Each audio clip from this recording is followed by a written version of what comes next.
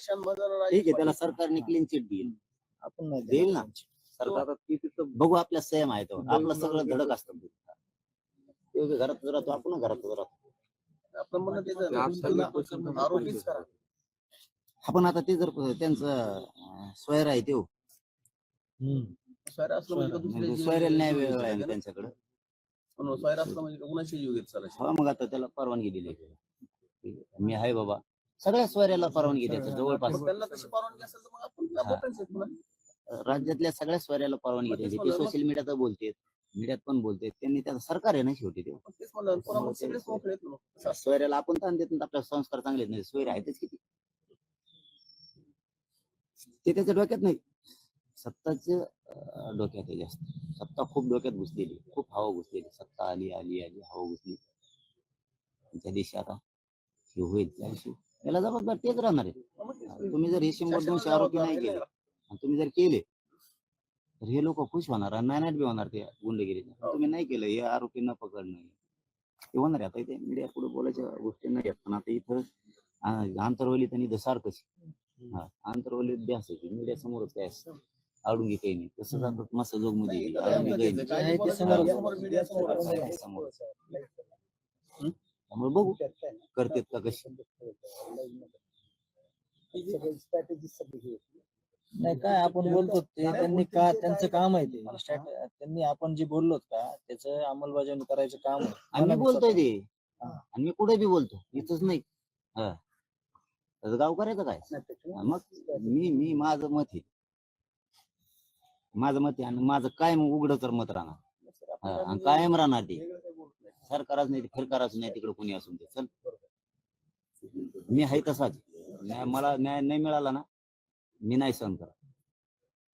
त्या आरक्षणाच्या बाबत असं, ते संतोष भाईच्या बद्दल असं नाही, ते सूर्यवंशींच्या बद्दल.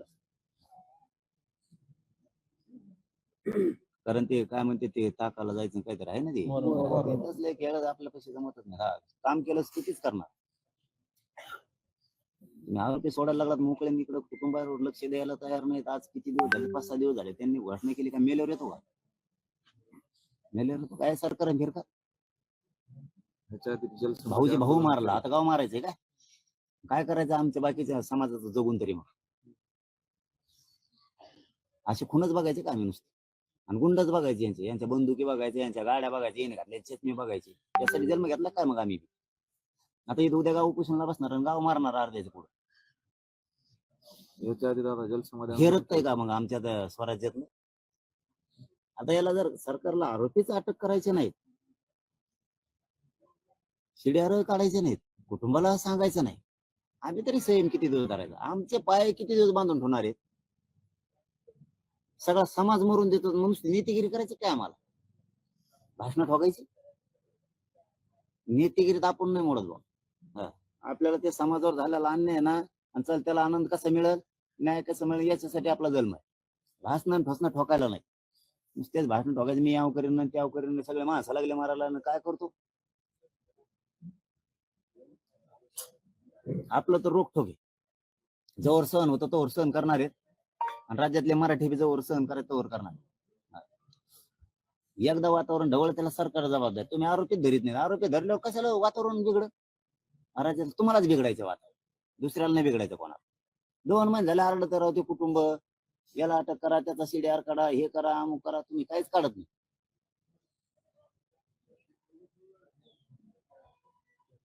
ते गाड्यावाले मध्ये टाकत नाही, ते पोलिस मध्ये टाकत नाही. 5-50 पोलिस गेल्याने काय फरक पडेल सरकारला. दुसऱ्या भरायला काय कमी आहेत का लोक तुमचे. लय झालं स्वयरा काढला तर स्वरात टाक बुवा तिथं परत, काय अडचण आहे का. त्या कुटुंबाला न्याय मिळाली, एक दहशत मोडून निघाल. तुझंही नाव का मुख्यमंत्री म्हणून चांगलं होऊन राज्यात यायला सगळा मॅनरच केला या माणसा.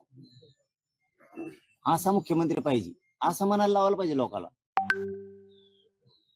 ते तिकडे नुसते लोक इकडे बोंबलं, ते हे आरोपी आहे, ते आरोपी आहे, आणि ते घेत नाही काय नाही. बाकीच्या माहिती नुसत्या टीव्हीच्या माध्यमातून मिळालं तरी आरोपी करतोय.